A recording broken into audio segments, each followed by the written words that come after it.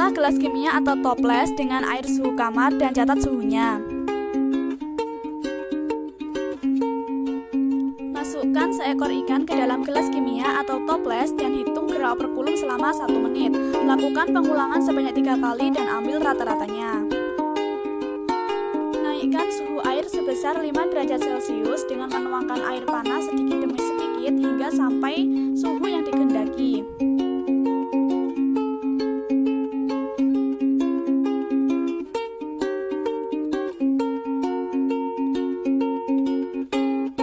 Kemudian jangan lupa untuk menghitung gerakan operkulum selama 1 menit dengan 3 kali pengulangan. Setelah itu ambil rata-ratanya.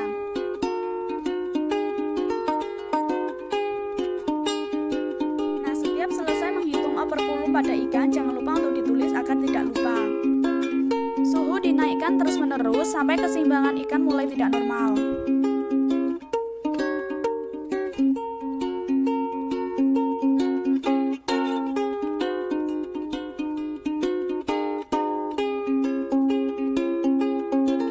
Isi kembali gelas kimia atau toples dengan air suhu kamar dan catat suhunya.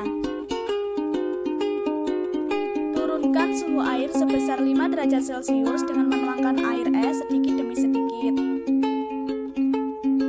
Dan hitung gerakan operkulum pada ikan selama 1 menit.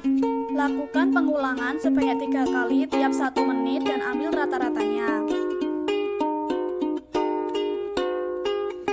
Suhu diturunkan terus-menerus sampai keseimbangan ikan mulai tidak normal. Dan jangan lupa untuk dihitung gerakan operkulum tiap 1 menit.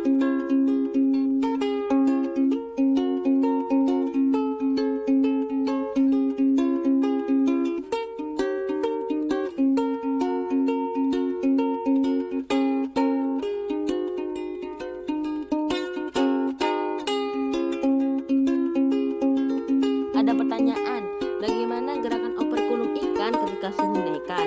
Jawabannya, dalam keadaan suhu normal, gerakan operkulum ikan juga akan normal. Ketika terjadi perubahan suhu, maka respon yang diberikan ikan akan menyelesaikan metabolisme tubuhnya dalam lingkungan.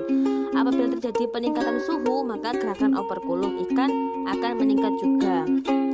Pada data gerakan operkulum mengalami peningkatan dari suhu rendah ke suhu tinggi dengan perbandingan yang tidak begitu jauh, yang membuat ikan stres ketika dipindahkan terus-menerus dari air yang suhunya berubah-ubah, sehingga terjadi ketidakstabilan gerakan operkulum seperti pada data hasil pengamatan yang membuat ikan mati karena metabolisme ikan akan meningkat seiring dengan aktivitas respirasinya.